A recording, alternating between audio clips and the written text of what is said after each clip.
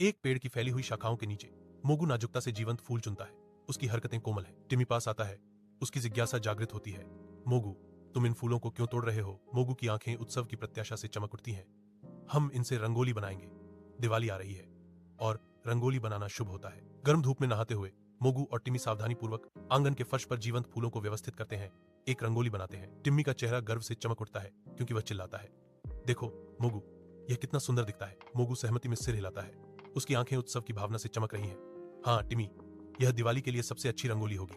आंगन में जानवरों का जमावड़ा हाथी, शेर, भालू मोगू और टिमी की जीवंत रंगोली पर आश्चर्यचकित है। हाथी विस्मय से चिंघाड़ता है, वाह, यह कितनी सुंदर रंगोली है। शेर सहमति में सिर हिलाता है, हाँ, मैंने इतनी सुंदर रंगोली कभी नहीं देखी। टिमी मुस्कुराता है गहरी सांस लेते हुए, और देखो, इन फूलों की खुशबू कितनी अच्छी है। मोगू एक बड़ी स्वागत मुस्कान के साथ चिल्लाता है, हैप्पी दिवाली। दोस्तों, लाइक करो, शेयर करो और सब्सक्राइब करो।